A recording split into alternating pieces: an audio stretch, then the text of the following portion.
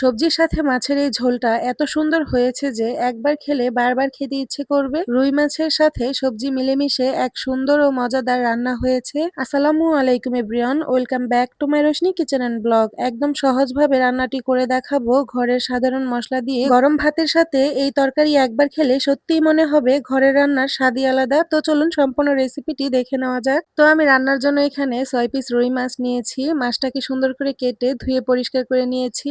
আর এই মাছটি আমি 4 রকম সবজি দিয়ে রান্না করব। তাই আগে থেকেই কেটে ধুয়ে পরিষ্কার করে নিলাম সবজিগুলো।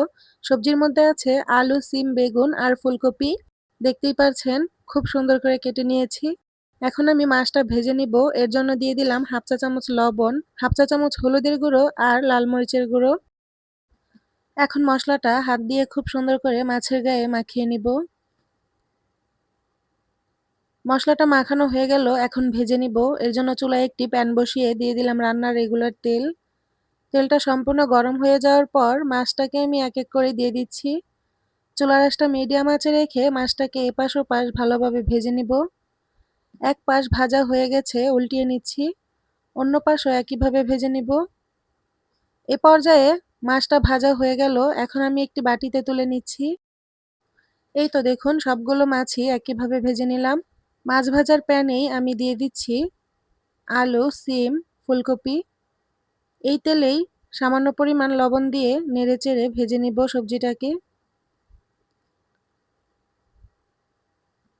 এ পর্যায়ে ভাজা হয়ে গেল, আমি একটি প্লেটে তুলে নিলাম। এই তো দেখুন। এখন আমি একই প্যানে দিয়ে দিচ্ছি আরও কিছুটা রান্নার রেগুলার তেল আর ফালি করা কাঁচামরিচ, 2টা পেঁয়াজ কুচি। নেড়েচেড়ে পেঁয়াজটাকে গোল্ডেন ব্রাউন করে ভেজে নিব। এ পর্যায়ে পেঁয়াজটা ভাজা হয়ে গেছে, দিয়ে দিলাম মশলা কষানোর জন্য সামান্য পরিমাণ পানি আর আদা রসুনের পেস্ট 2 চা চামচ, স্বাদমতো লবণ 1 চা চামচ। নেড়েচেড়ে আগে মশলাটা মিশিয়ে নেব। এরপর এক এক করে বাকি মশলা অ্যাড করে দিচ্ছি।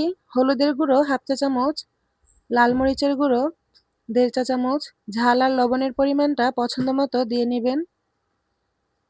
দিয়ে দিলাম ধনিয়া গুঁড়ো 1 চা চামচ আর জিরে গুঁড়ো 1 চা চামচ। জিরার পেস্টটা দিলে এখানে জিরা গুঁড়োটা হাফ চা চামচ দিবেন। নেড়েচেড়ে মশলাটাকে তেল ওঠা পর্যন্ত কষিয়ে নিব। এ পর্যায়ে দিয়ে দিচ্ছি কেটে রাখা বেগুন।